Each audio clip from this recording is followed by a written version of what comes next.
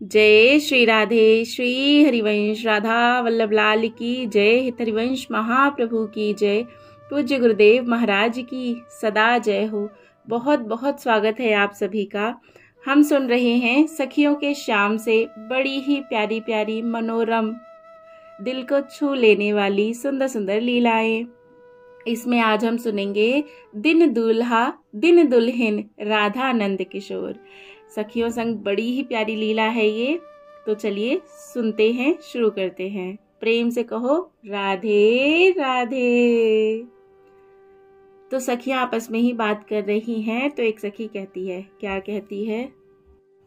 सखियों, सबके विवाह हो गए, किंतु जिनका विवाह देखने को नयन त्रसित हैं, उनका ना जाने क्यों विधाता को स्मरण ही नहीं होता। गोप कुमारियां सिर पर घड़े और हाथ में वस्त्र लिए जमुना की ओर जा रही थीं। चलते चलते चित्रा ने यह बात कही तो उत्तर में ईला बोली, अरे बहन, बड़े भाई के कुंवारे रहते छोटे भाई का विवाह कैसे हो? इसी संकोच के मारे नंद बाबा अपने लाला का विवाह नहीं कर रहे। अहो, ईला जीजी तो बहुत शास्त्र जानती हैं, किंतु दोनों सगे भाई तो नहीं कि नंद कुमार को परिवेता होने का दोष लगे। नंदा ने हंसकर कहा, सगे ना सही, किंतु बाबा महासंकोची हैं। वे तब तक श्याम सुंदर का विवाह नहीं करेंगे जब तक दाऊ दादा का विवाह ना हो जाए, अथवा उन्हें उनके पिता वसुदेव जी मथुरा ना बुला लें। पहले कंस ने उनके ढेर सारे बालक मार दिए। अब दाऊ जी यहाँ से बड़े बलवान बन के जाएंगे और कंस को मारकर माता पिता को सुख देंगे। अभी तो वे कंस से छिपकर यहाँ रह रहे हैं। ईला ने गंभीरता से कहा। तब तक क्या किशोरी जो कुमारी ही रहेंगी? नंदा ने आश्चर्य व्यक्त किया। और नहीं तो क्या? विद्या हंस पड़ी। सगाई तो हो चुकी, अब विलंब के भय से सगाई तोड़े वृषभानु राय, यह संभव नहीं लगता। अतः जब तक श्याम कुंवारे तब तक शीजू कुंवारी। यह तो महा अनर्थ अनहोनी होगी। अहीरों की बेटी तो घुटनों के बल चलने के साथ ही ससुराल का मुंह देख लेती है। सच है बहन, पर अब क्या हो, कठिनाई ही ऐसी आन पड़ी है। अच्छा जीजी, क्या ऐसा नहीं हो सकता कि बड़े जब उनका अवकाश हो तब उनका विवाह करें? हम अपने ढंग से उनका विवाह रचकर नेत्रों की प्यास बुझा ले। शमा ने इंदुलेखा जीजी से कहा। तो अनेक कंठों ने समर्थन किया हर्षपूर्वक। विवाह का खेल कैसे खेला जा सकता है मेरी बहन? इंदुलेखा जीजी ने स्नेह से शमा की ठोड़ी छूकर कहा। क्यों नहीं जीजी, जब कभी न कभी उनका विवाह निश्चित है तो फिर खेल में विवाह निषेध कैसे क्यों? शमा ने युक्ति प्रस्तुत की। अच्छा बहन, मैं तेरी बात बरसाने की बहनों को बताऊंगी, जीजी हंसकर बोली। बरसाने की बहनों से भी समर्थन प्राप्त हुआ और वह धन्य क्षण आया। दुख यही है कि तुम ननिहाल थी कला, यह उत्सव देख ना सकी। उत्तर में कला के नयन झरझर बरस उठे। मेरा दुर्भाग्य ही मुझे यहाँ से दूर ले गया था बहन। नयन अभागे ही रहे, वह सौभाग्य तुम्हारी कृपा से कर्ण प्राप्त करे। सुन सखी, जब सब बहनें और श्याम सुंदर के सखा भी सहमत हो गए तो हमने अक्षय तृतीया की गोधूली बेला विवाह के लिए निश्चित की। जय हो। श्री राधा कृष्ण का श्रृंगार हुआ। गिरिराज की तलहटी में मालती कुंज में लग्न मंडप बना। गणपति पूजन के पश्चात दोनों मंडप में विराजित हुए। उस छवि का वर्णन कैसे करूं सखी?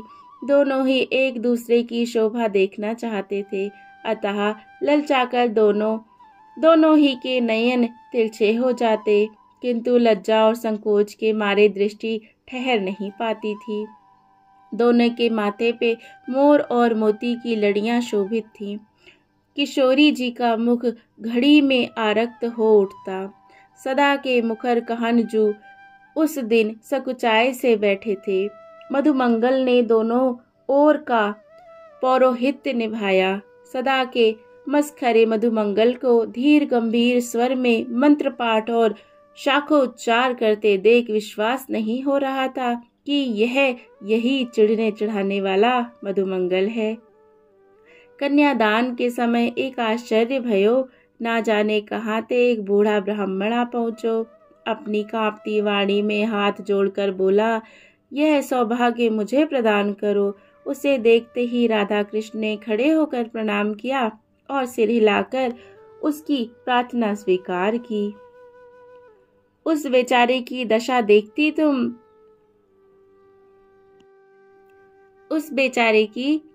देखती तुम।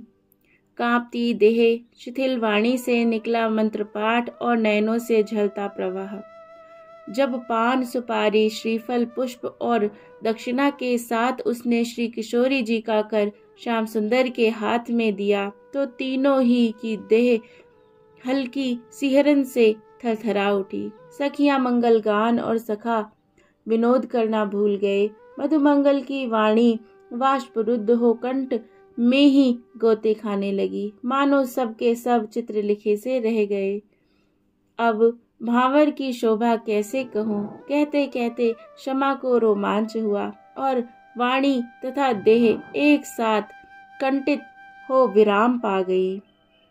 क्षमा के चुप होते ही कला की आकुल व्याकुल दृष्टि ऊपर उठी।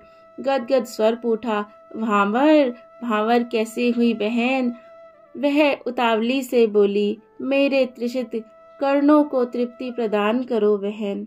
कुछ क्षण पश्चात संयत होकर क्षमा बोली, बहन उस शोभा का वर्णन करने को मेरे पास तो क्या, बागीश्वर के पास भी शब्दों का अभाव ही होगा।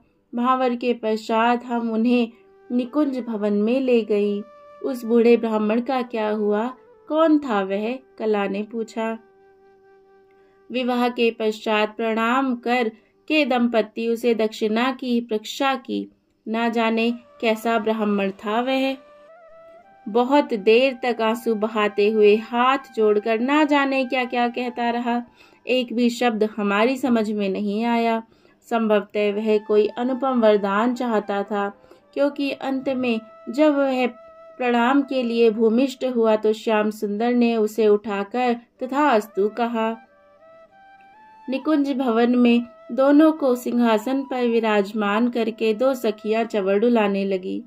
ललिता जी ने चरण धोकर हाथों का प्रक्षालन करा, आचमन कराया।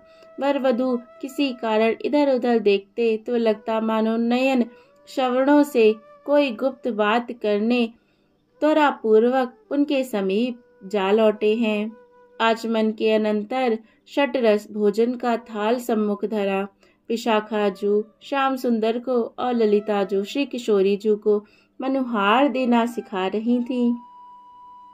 प्रथम श्याम सुंदर ने मिठाई का छोटा सा ग्रास श्री किशोरी जी के मुख में दिया, मानो कोई नाग अपनी विष ज्वाला न्यून करते हुए चंद्रमा से अमृत याचना करते हुए अग्र अर्पित कर रहा हो।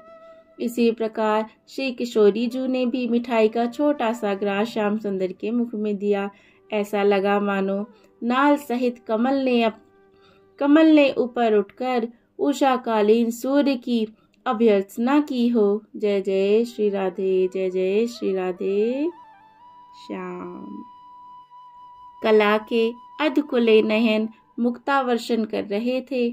खुले कांपते अधर पुटों से धवल दंपत्ति की हल्की सी झलक मिल जाती। प्रत्येक रोम उत्थित हो, मानो उनकी स्वामिनी की अंतर कथा कहने को आतुर हो उठा।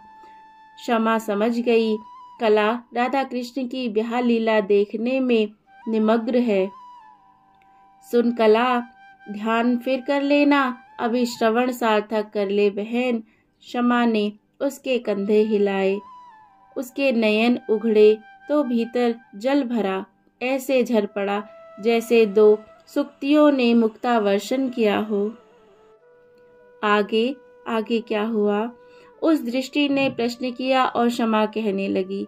भोजन के पश्चात ईला ने हस्त प्रक्षालन कराया, तांबुल अर्पण किया।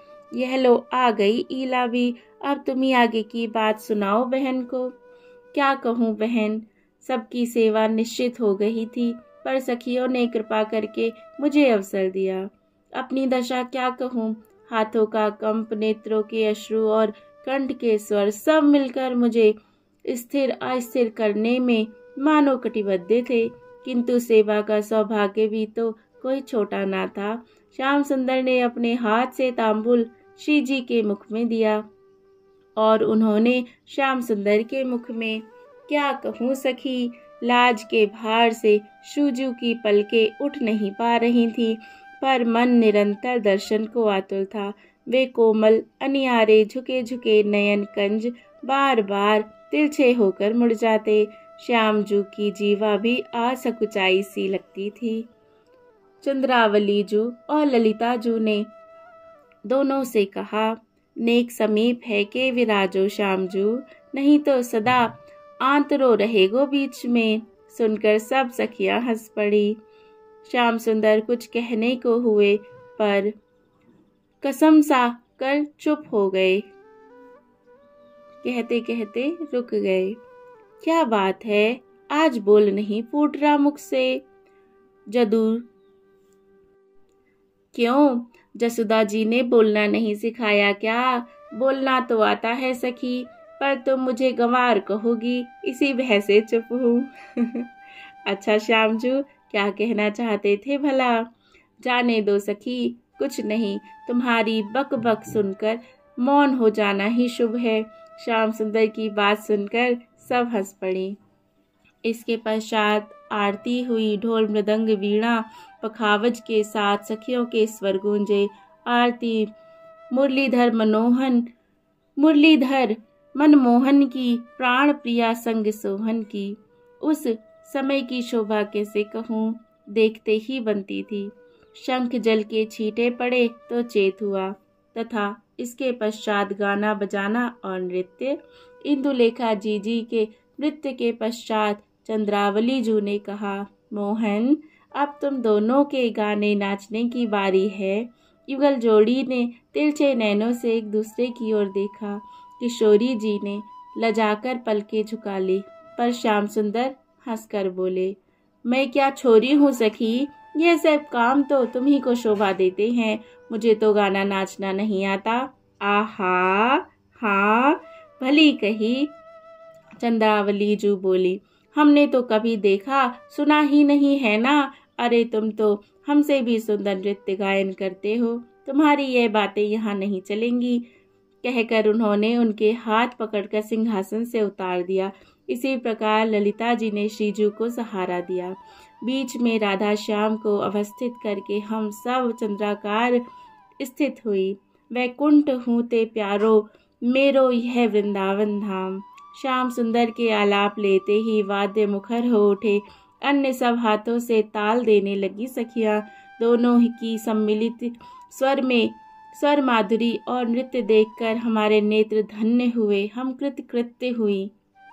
सखी, अनेकों बार हमने अलग अलग इनका नृत्य गान सुना है, किंतु यह माधुर्य, नेत्र चालन, हस्त मुद्राएं, निर्दोष पद चालन और अंग विलास, स्वर ताल और भाव विशिष्ट यह युगल, इनकी शोभा अनुपम है, अनुपम है, अनुपम है। जय जय श्री राधे, जय जय श्री राधे श्याम।